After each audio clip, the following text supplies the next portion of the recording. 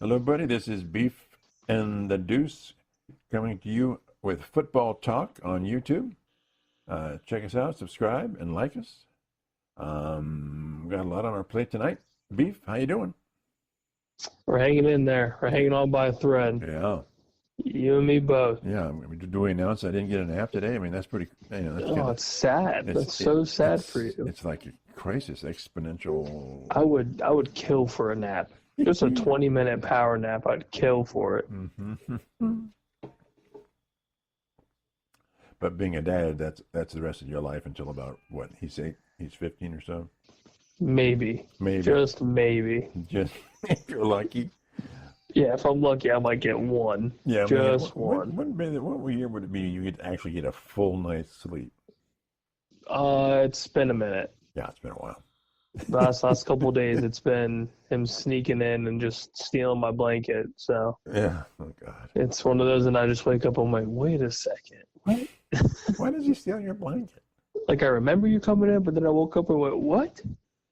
Like, where's my stuff? Does he just like stealing your blanket or something? I guess so. Okay. I guess that's just his thing, and I'm just like, whatever. And I'm half asleep, I guess. It's a phase, He'll get out of that about what, when he's 10? Yeah, probably. Hopefully. Yeah. Maybe 9 if I'm lucky. Okay. Well, let's get going here. We've got our point predictions for the Texas-Ohio State game. Robert, Mr. I don't want to play defense at 45-42, Ohio State. God, that's insane. I know. That's crazy. But Bob's not too far behind, 38-32. Okay. Oh, I think it was actually 31. But, yeah, I think it's 31. But I don't know how you get 32. I've got 31-28. And what does the beefer say? Oh, boy. Nah, kind of going back and forth. Mm-hmm. Now, I'm assuming these are all Buckeye wins. Yes. Yes. From the guys. Mm-hmm. Okay. I'm going to go 27-24 Buckeyes. Ooh, even let's see. 3-point spread. Mine's a 3-point spread. Yours a 3-point spread. 27-24. Yes. I'm going to go 27-24. I feel like it's Archmain's first big game. Mm-hmm. He's played, obviously, and started. Mm-hmm. Julian Sain's first big game, if he ends up being the starter. Mm-hmm. There's going to be some nerves. There's definitely going to be some nerves. I don't expect a just balls to the wall, super high scoring. I think maybe like second quarter, halfway through, and then on will be, some fireworks. But I don't see a ton off the rip. Okay. Bob, who was smoking some funny weed, was saying that the Buckeyes will put 2 touchdowns real quick on Texas in the first quarter. I thought he's crazy. Whatever he's got. Yeah, it's working. When my time comes and I retire, hit me up. You want to be Bob? Okay. Yeah. Hey, Bob. Oh, we love Bob. Okay. I was watching Rich Eisen. And it was the fellow with the Athletic, and I can't think of his name. I like him a lot. He's saying Ohio State's biggest problem will be replacing the running backs. Obviously, the receivers are good. He doesn't see a big problem with the quarterbacks, either one. Okay. He's still like Keenholz, but he's like, either way, he doesn't think it'll be a huge problem for the Buckeyes. It's replacing those running backs. He said those running backs were stars, and you had 2 of them, and they just feasted. Interesting. He said the defense should be pretty good. You got great linebackers, Sonny Styles and those guys and everything. So, yeah, his view is that replacing that running back talent and production is going to be the hardest thing for the Bucs. And he mentioned, as I mentioned earlier, the the coordinators. Offense and defense. Those are huge. Big defense. Absolutely big. Difference. He thinks Knowles going to Penn State's huge for Penn State. He thinks Knowles going to Penn State may be the thing that pushes them over the top. Interesting. Yeah. Interesting. Okay. Yeah. What do you? So what do you think about Now, obviously, the running backs filling the Junkins. That's going to be hard. Henderson void is huge. Yeah, very huge. What about the leadership of Will Howard? Well, yeah, but what else? I mean, you know. And the leadership of, like, Jack Sawyer. Yeah. Like, those two. Like, that alone, I feel like, post-Michigan game was everything. I think without those two essentially ripping into everybody else and then ripping into the coaching staff, yeah, that had to do something. Because I think without that, there's no national championship. But do you think the coaching staff has learned its lesson and they don't need that anymore? You would hope so. I would hope so. In a perfect world, you would hope so. Mm-hmm. But I think hearing about everything that happened shortly after that game, mm-hmm. and then seeing what happened following that game, Oof. I mean, if that's not a complete 180, I don't know what is. I was watching some replays, some highlights of the like Tennessee and the Oregon game. Ohio State just came out and crushed those teams. Yeah, that's a different team. Just a different team. Stomped on those guys. Yeah, Tennessee had no reason to even be on the same football field. And was in the process of blowing out Notre Dame. Yeah. The only game that got relatively hairy was Texas. Yeah. And that was expected. That Texas team was great. Very good. Yeah, obviously. Yeah, I mean, I didn't have any issue with Tennessee. I wasn't terribly worried about Oregon. Really? Number one team all year long? I wasn't terribly worried about it. Just seeing that Tennessee game, and then Oregon's coming off, kind of a layover, kind of a layoff from playing. Right. I hate the week plus off. No, because you're out of rhythm, you're out of sorts. Bob brings a big point here. There's a bye week before Penn State. He doesn't like that. I hate it. I absolutely hate it. Yeah. I do not like it. I am a big fan of staying in routine. Yeah. Getting into that routine because after this, it's after game here, you have a break here, then it's boom. Yeah. It's back to work. So I hate the breaks.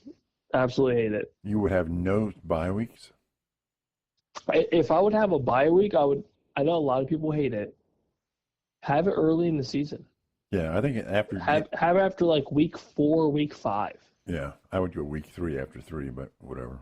Yeah, well, I mean anything early, anything from week 3 to week 5. Yeah. Just get it out of the way, and then it's boom. It sucks for the players. Obviously, for the fan base, we love it because it's just nonstop games. Yeah. But you're in a routine. Your body's already adapted to, as best as it can be, the wear and tear of football. And yeah, I mean your body's acclimated to it, and then you play sore, you play hurt every day. You practice hurt or banged up every day.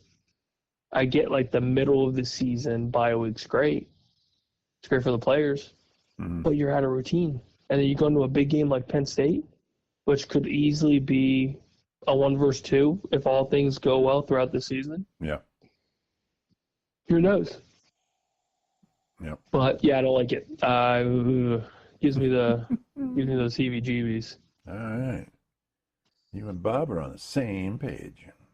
Pretty typical. Well, Florida Bob and I are usually around the same playing field. Crazy, whacked out. Absolutely. All right. Anything else on the Buckeyes before we head off into our top 25 beatdown? Let's dive into the top 25. All right. Let's hear it. Joel Klatt, of course, put his preseason top 25 for college football. I'm just going to read them off, and then we'll start off at the top of the list. Okay, here's number one. Here's some moans and groans. All right, number 1. Here we go. Penn State. Number 2, Texas. Number 3, OSU. 4, Clemson. 5, Oregon. 6, Notre Dame. 7, Georgia. 8, LSU. 9, Alabama. 10, Michigan. 11, South Carolina. 12, Miami. 13, Illinois. 14 Florida, 15 Kansas, 16 Texas A&M, Aggies. The Maggies. 11 Hook'em Aggies. 17 Indiana. 18 Arizona State. 19 Texas Tech. 20 Iowa State. 21 Ole Miss. 22 Iowa.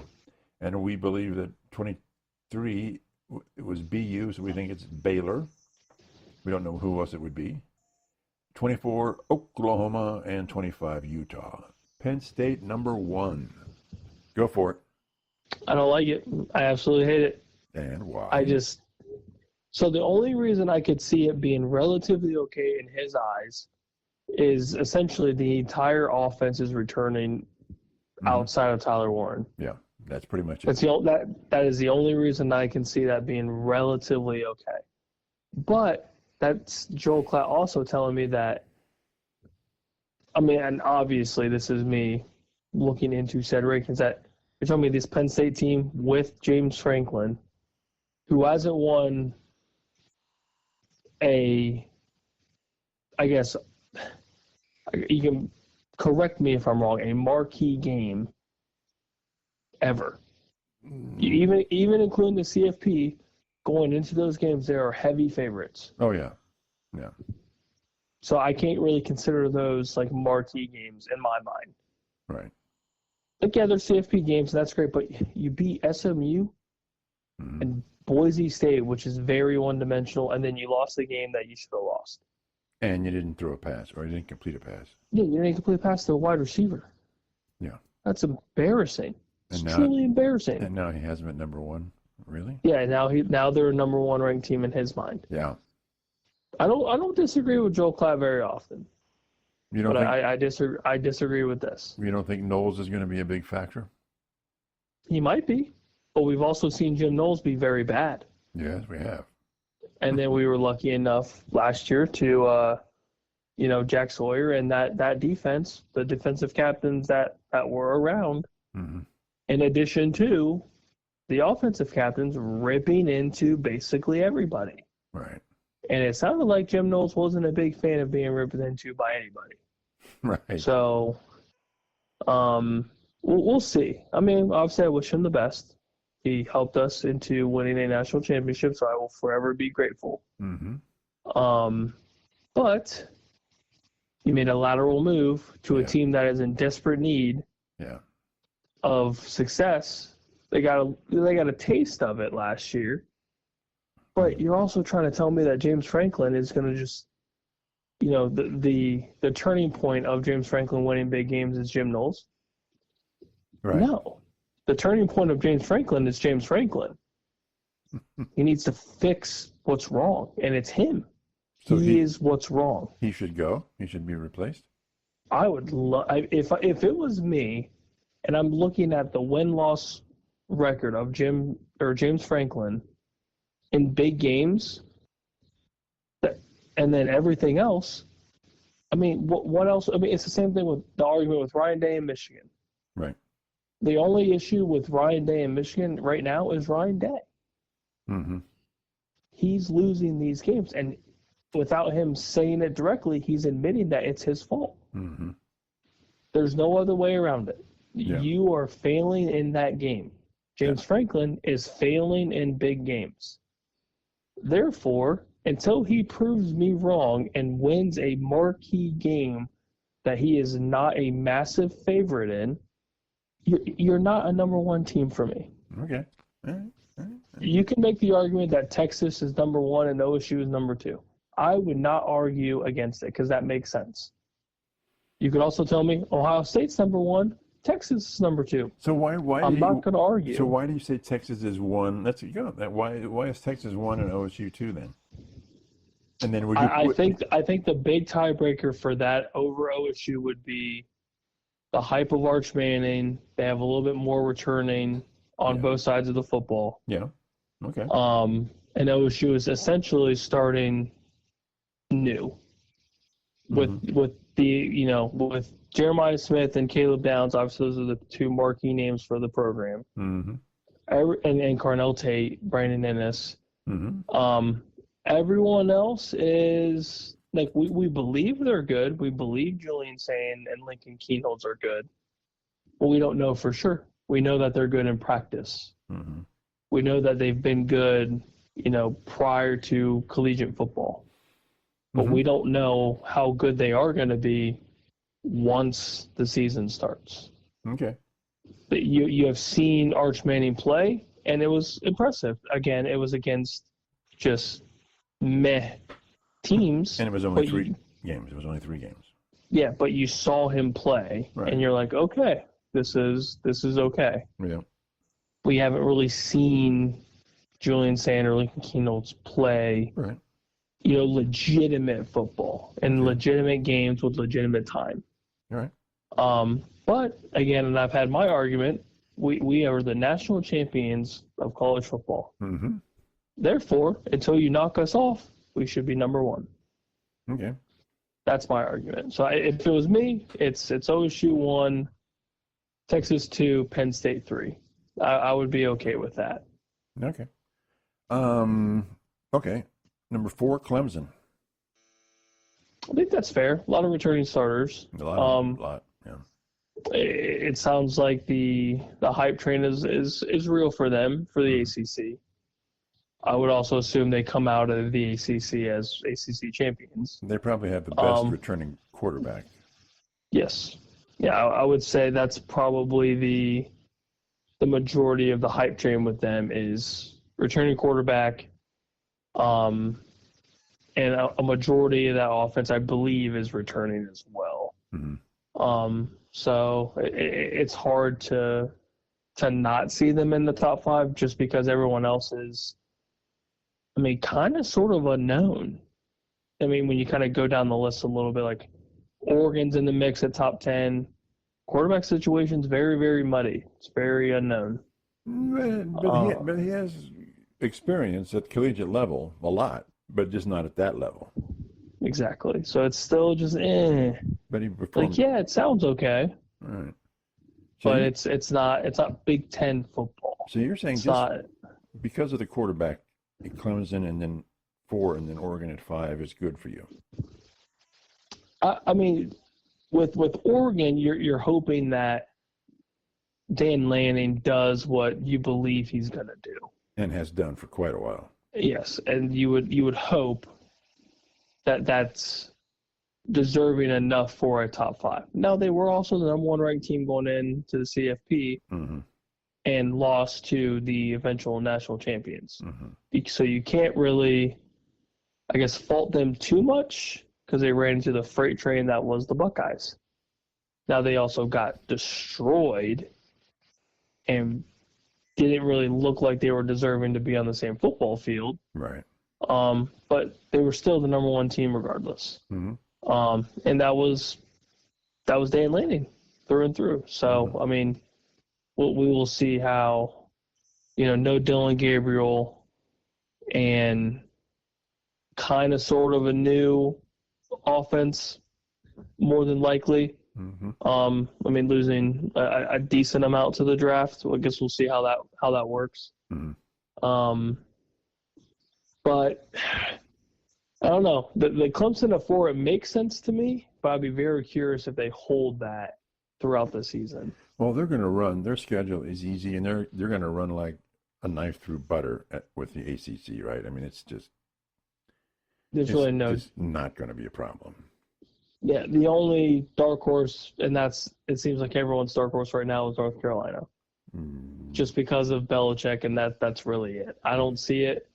But yeah, I think Clemson's the big brother of the ACC. Yeah. Okay.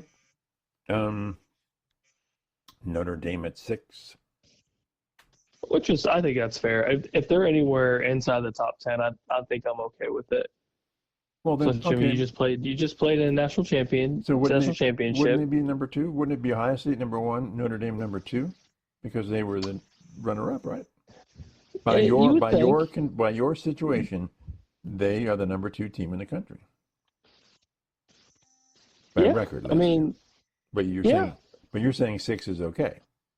I would say for them, just because the majority of at least offensive side of the ball that I can remember, Riley Leonard's gone, so your starting quarterback is new. Yeah.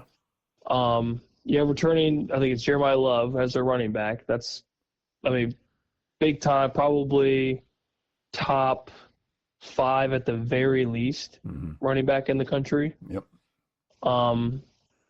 But everything else is kind of unknown for them. So they're in kind of a similar situation with the Buckeyes, as in a lot of that team, at least offensive side, is gone. Yeah. And now defense for us is basically brand new.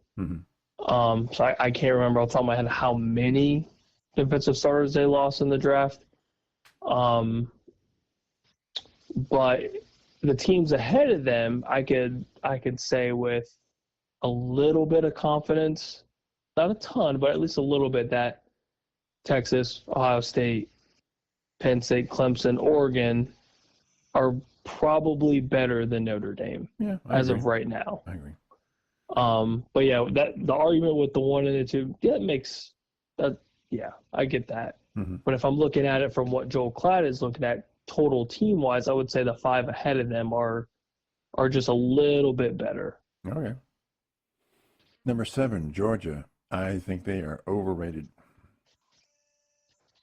Yeah, I can't tell you right now like who's on the team. Yeah, really. When the hype was truly, truly real, you knew everybody. Yeah. Yeah. I don't know what's going on. And I feel like media-wise with Georgia, it's just very quiet. Yeah. And that's obviously, I'm not diving into, the Georgia team right now, especially with it being, Buckeye country over here. But I feel like it's just been very, very quiet, which could be a bad thing for all of college football. And then Georgia just kind of skies up the rankings. But yeah, I don't know. It's very strange. I don't know if Kirby Smart's doing it on purpose or if there's really just, the unknown. But then again, if you look at everybody, after Georgia, would you say Bama's better than them right now? I would say probably not. No. I would say at 8, LSU is more. I think their coach is way more motivated right now. I think he's fighting for his job probably. He has to produce or get out of town. Your number 1 draft pick, Mr. Coach Kelly, is fighting. He is fighting. Yep. So who knows? But yeah, it's LSU's biggest thing is having Nussmeier back. And then Bama, I'm not really sure what they have to offer right now. Truly, I wasn't terribly impressed with them last year, so I don't know, how much a year is going to change for Coach DeBoer and that program. There's going to be pressure every year for him. So if last year was, just a very average season, average is not going to cut it for Alabama for, another couple years. If he gets another average season this year, you're going to have talks of being like, what the hell is this? And he might get ran out of Tuscaloosa. So here's my question. Michigan beat Alabama in the bowl game, but they've got Alabama rated above Michigan. So Alabama 9, Michigan 10. That's, okay, give me your thoughts on Michigan. I think they're going to be better than last year. I would say better for sure. Top 10 better than last year? I don't know. Top 10's, unless they're really putting in a lot of, I guess, hope is probably a good word for Underwood as their quarterback. But the running back room is going to be a little bit new. Yeah, a couple go for the draft. And the wide receivers are probably better, but still nothing to write home about. Yeah, nothing terribly impressive. And defensive side, they lost a lot. Yeah. To put it blunt, your interior defensive line's gone. Your top quarterback's gone. I want to say at least 1 or 2 of their linebacker core was drafted as well. I could be wrong. But but they're in a similar situation as the Buckeyes. So I mean, it's. So do you agree it's or questionable. disagree? You agree with 9 Alabama, 10 Michigan then? I mean, yeah, I would give the nod just to assuming the personnel is going to be a little bit better for Bama, because I would assume you would still have at least a couple Saban boys in there, since it's only been a year and some change. But I would trust DeBoer just a little bit more than Coach Moore right now. Okay. I'm still not terribly impressed with Coach Moore, and DeBoer, I would give him the benefit of the doubt with just the track record. Insane pressure that he is under to succeed, and being now the coach before him was, arguably the greatest coach ever. Mm-hmm.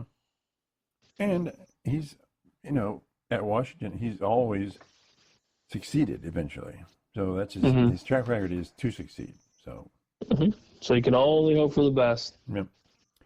11, South Carolina.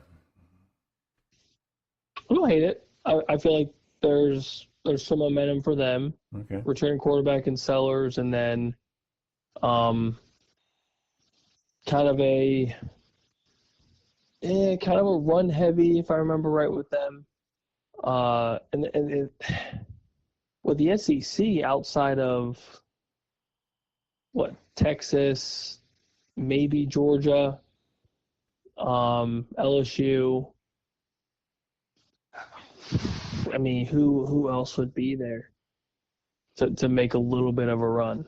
So, yeah, I mean, the SEC's kind of up for grabs for them outside of what we're assuming is Texas maybe running away with it. But Texas also has a pretty somewhat tough schedule. Yeah. So they could fall off relatively quick, especially if they do lose week 1 to the Buckeyes. I mean, that's an 0-1 hole, and you saw some tough away games throughout, the rest of their season. Yeah. Okay. So yeah, I can understand why South Carolina is in the mix. 12, Miami. They must love Carson. He must love Carson Beck, and what he has to offer. I don't like.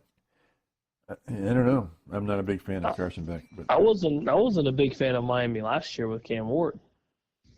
I don't see Carson Beck being better than Cam Ward. I mean, Cam Ward put up insane numbers, but they're also blowing leads coming back from 14 down. Right. I don't see Carson Beck coming back from 14 down if the strategy is the same as last year, which I don't really think they got any better. So yeah, it's a little interesting to me. Are they number 2 in the ACC? Yeah, I would say by default, because I don't see anybody else making any sort of run in the SEC or in the ACC. Right. Okay. Like Florida State just completely fell off the face of the planet. Yeah. UNC is very unknown. You have no idea what's going to happen with them. Yeah. I don't see Duke.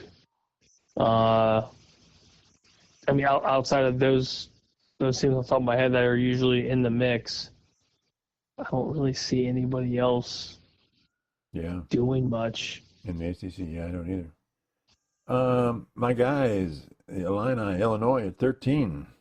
Talk to me. I like their quarterback. Yeah, I mean, I feel like top 15 is fine for them. As we've talked before, easy schedule, so they're probably going to. Yeah, they have an easy schedule. They're going to hold that ranking and probably progress up the rankings. Probably sooner rather than later. But yeah, I mean, the hype around your boy Bielema is real. Yeah. And I don't think Klatts the only guy believing the hype train and keeping him within that top 15, close to the top 10. So Okay. I feel like it's pretty fair. All right. Florida at 14. They came on strong at the end of the year. Yeah, and I think that is probably the only reason they're somewhat in the mix in the 15 range. I mean, a lot of their guys returned. Yeah. So if the end of that season's any indication of what could be, then yeah, I mean, that's a top 15 team in the SEC. That's, again, kind of sort of up for grabs. There's no really dominant team as of right now. That's, what Georgia had during their heyday of whatever you want to call that dynasty. Mm-hmm. But yeah, there's really no dominant team. So Florida can get on a little bit of a run, and maybe they upset Texas throughout the season when that time comes. You're calling for an upset of Texas? No, if the upset happens, then that's, I mean, that carries them, I mean, in a big way. Mm-hmm. If that momentum carries on into this season, or if it was a fluke, then obviously we know, you got a fraud check there. But I think Klatts seen what a lot of us saw, and that's, a decent amount of momentum. Mm-hmm. So here's a question. Take a little break. Has the NIL and transfer portal and grad transfers, it seems like we're, in the last 2 years, or even before that, we're seeing the national champions are a very veteran team. In other words, juniors and seniors, which we typically didn't see before because everyone went to the NFL after 2 years tops. So has this enabled players to stay in school longer, theoretically, stay in school? Because you're making more money. Yeah. So is that a good thing? I like it. I would say so, just because, like you said before, it was, put my 2 years in, I'm out. Right. If you're that good, yeah. But yeah, now it's more. I can afford to hang out. Yeah, and if you're not guaranteed, I mean, top 10 pick, where you're getting that guaranteed money, you're probably going to make more money in school. Yeah. So you're kind of, your hands kind of forced a little bit, in the sense that if you want the money, you stick around, and then, oh, hey, by the way, you get a degree if you stick around. Yeah. You graduate, you have this this backup plan. Which you will need. And and I think it's fine. I think it's indirectly helped these kids, if they're not really thinking about, having that degree or whatever.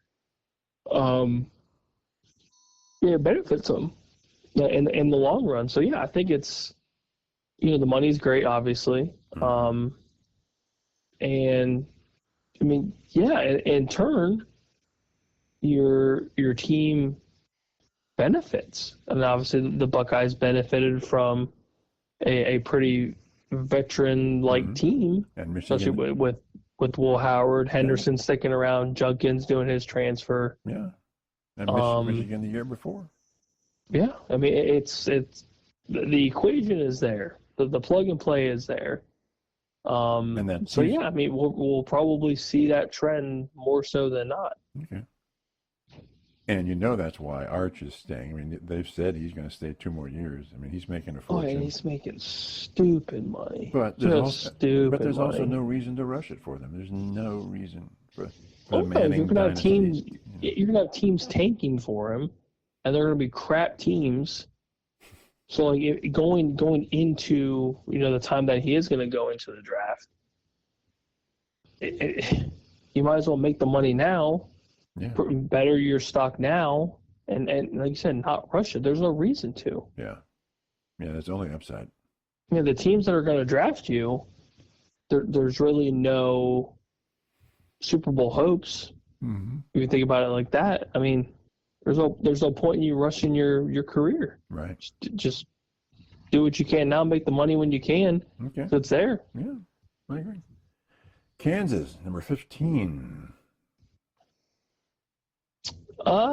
Sort of like, okay. Yeah, I mean, Kansas is one of those teams that's sort of there a lot, right? In that sort of mid. They're always hanging around, just kind of just waiting. I can't remember. I think Daniels is returning as their quarterback for however many years he's been there. I think they lost their starting running back, so I don't know how that's going to play into their offensive scheme. But I mean, what other teams could you sprinkle in from 15 to 25? Yeah, it's getting kind of mushy here. Like you kind of look at it and you're like, okay, like, does it make sense? Maybe, possibly. Yeah. But I feel like it's one of those seasons now where there really isn't a, you look at the list and go down like, okay, that makes sense. That makes sense. Everything from, 12 on, you could argue, is just kind of maybe 13 with Illinois being in the mix. Yeah.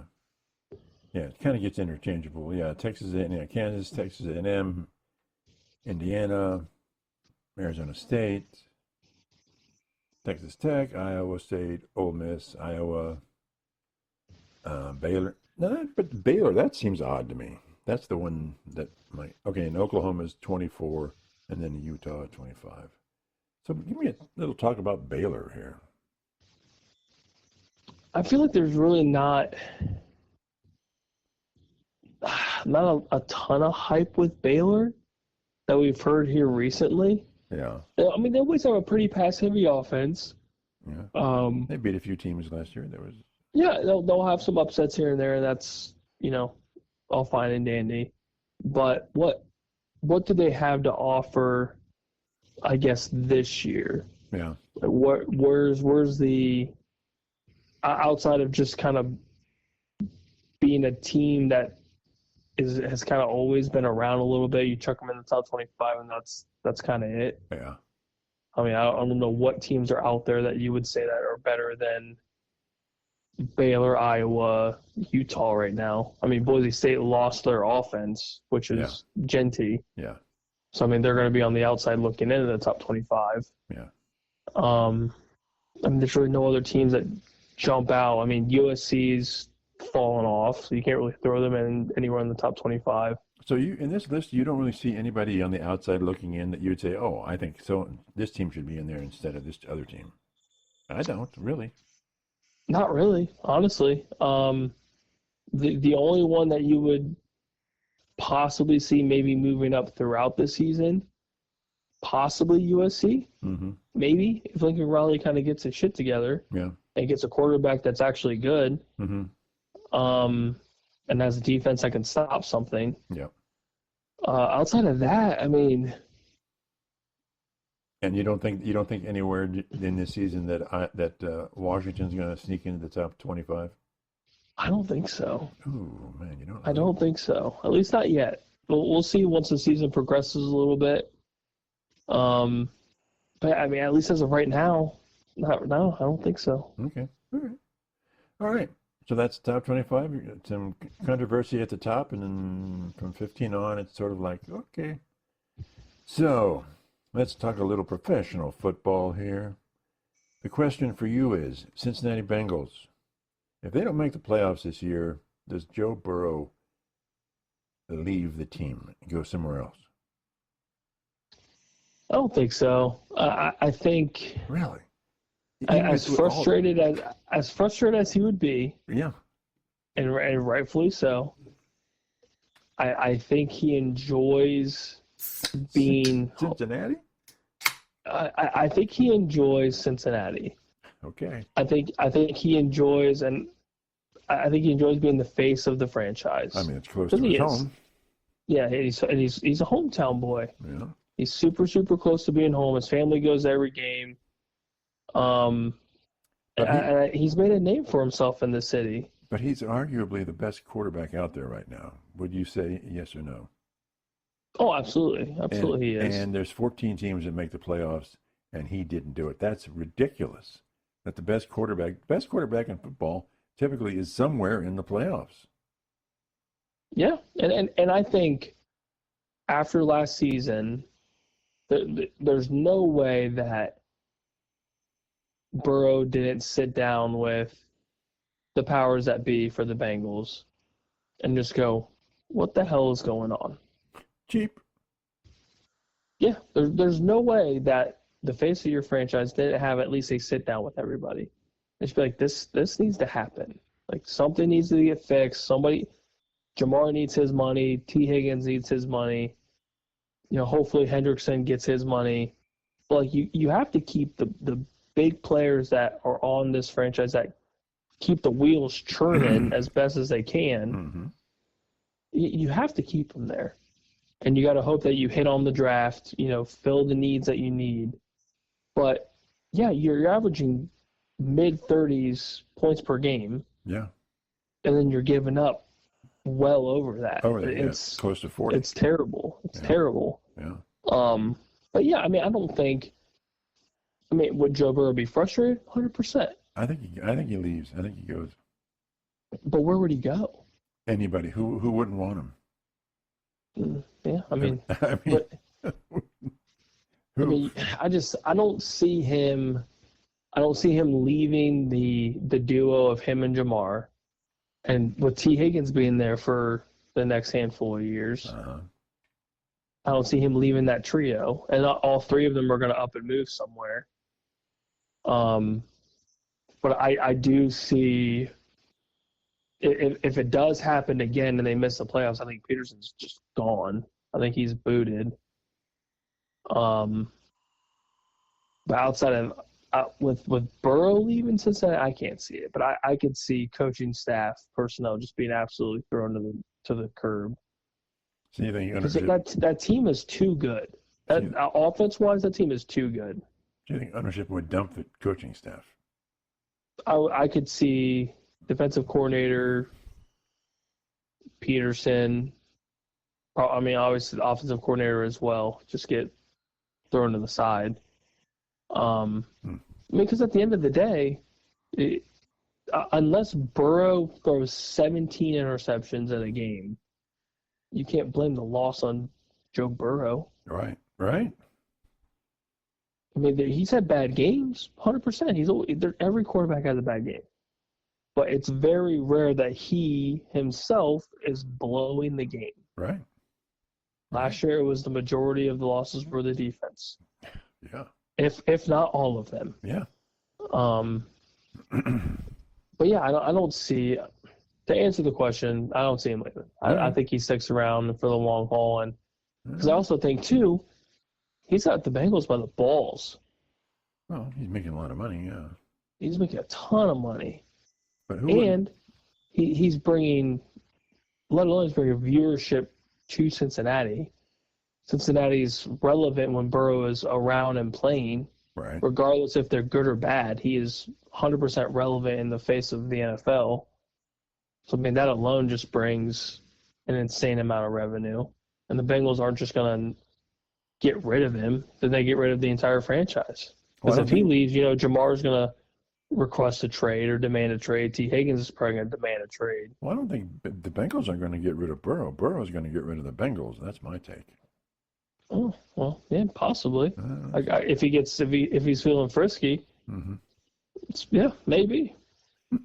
Yeah, we'll see. I'm hoping for them this season's the kind of the kickstart for some positive. You were progress. talking. They should win the division, though, didn't you? I would think so with that offense, and then hopefully this defense gets at least pieced together a little bit. They can at least stop a nosebleed. They might be okay. Okay. Speaking of quarterbacks, the Browns have 6 of them right now. What are you guys doing over there? Well, we have 2 of them with hamstrings, one Achilles tendon. The other one has an arm problem, and you have an over 40-year-old, and they're not going to start. They're not going to start Flacco because they don't need to start Flacco tomorrow night. So they're going to start Sanders, which is a good opportunity for him, right? But he's like the only one. He's the only one standing because the new guy they just brought in has been there for 2 days, right? Tyler Huntley is just like, hey, what's up? Who is this guy? Did he? I thought he changed my oil the other day when I was anyway. Yeah. Basically, there's probably some PE teacher somewhere. Who knows? Making a lot more money. You guys are over there just doing just crazy stuff. Yeah, I thought for once the Cowboys would shift the focus away from the Browns, and yet the Browns have 6 quarterbacks. Yeah, I could use a break. It's kind of nice. Yeah. It's pretty nice. Which leads me to my second question about the Browns, and it's total theoretical. But if they had not gotten rid of Bake, what have been the odds that somewhere along the line up until now they may have been in the Super Bowl or conference championship game? I would say no to both of those. I say conference championship, yeah. I would say you get very close. I would say you get to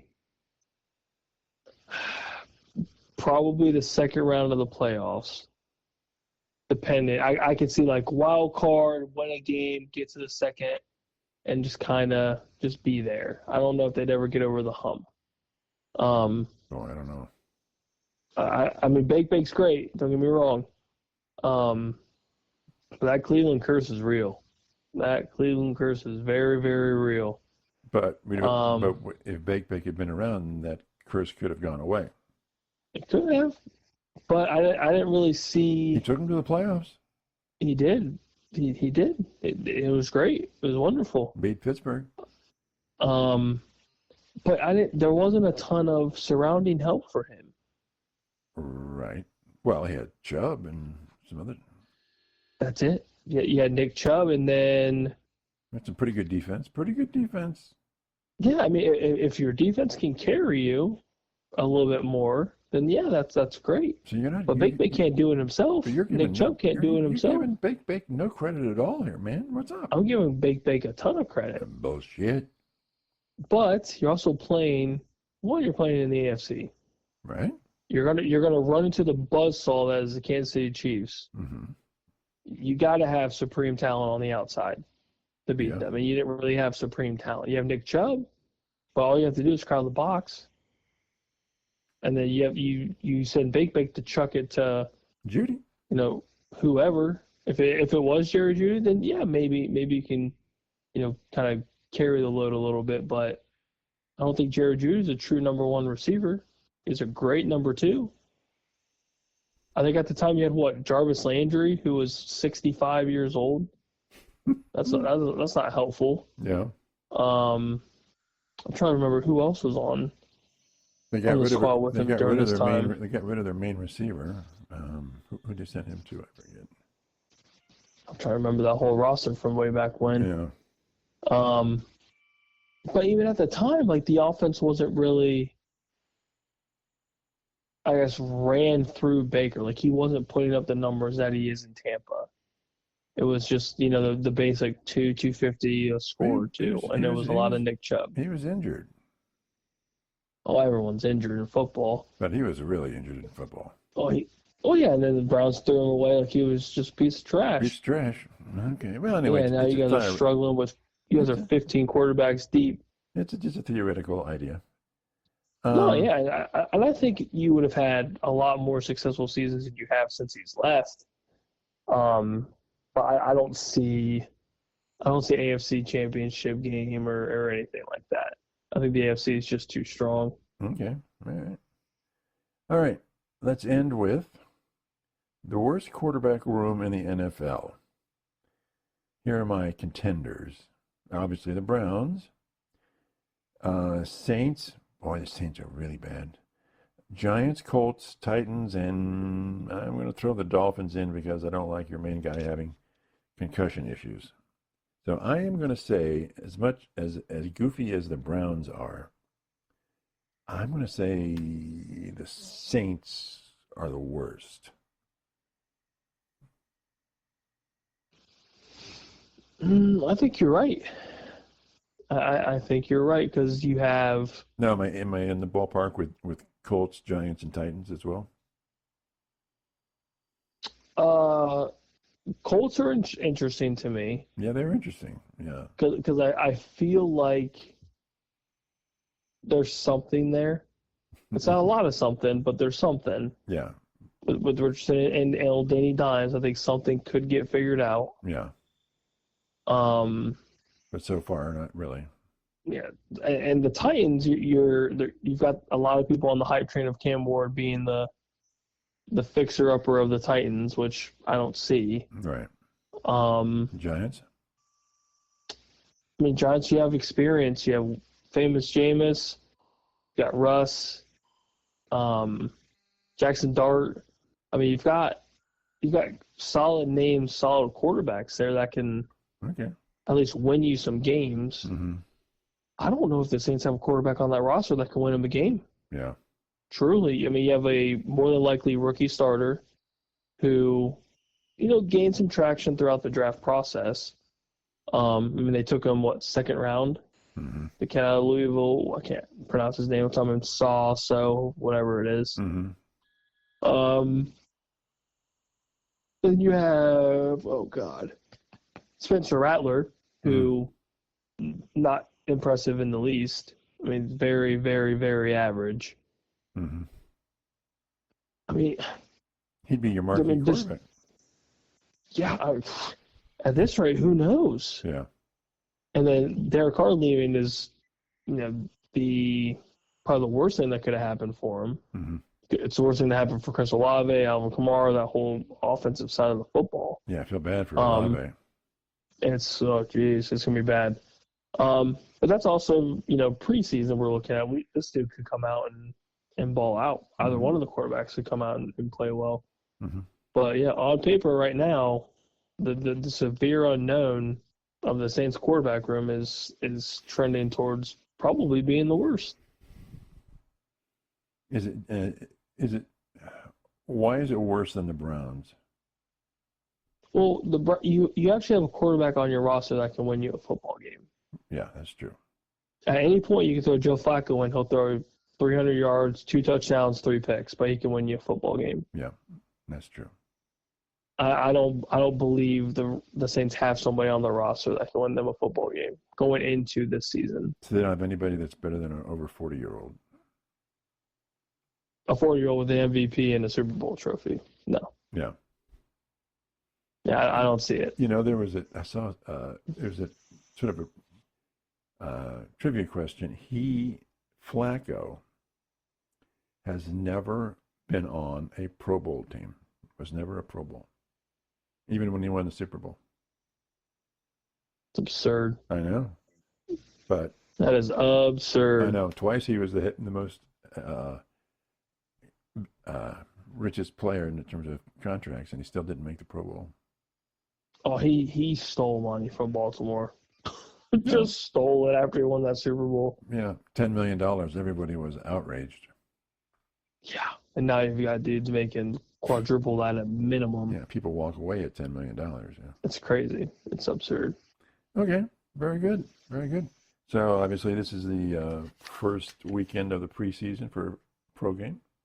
Should be. It's great. Yeah, I love it. I love seeing football on TV. That's right. Yeah, it's bringing me joy. Yeah. And the basement's almost done. Oh, we're getting there. We're getting there. You're a man in heaven. Oh, it's fingers crossed it finishes up just a little bit sooner so I can enjoy it. Now, if you just woke up one day with your own blanket, that'd be great. Oh, it'd be wonderful. It'd be great, great, great. All right. We'll talk to everybody next time. Bye.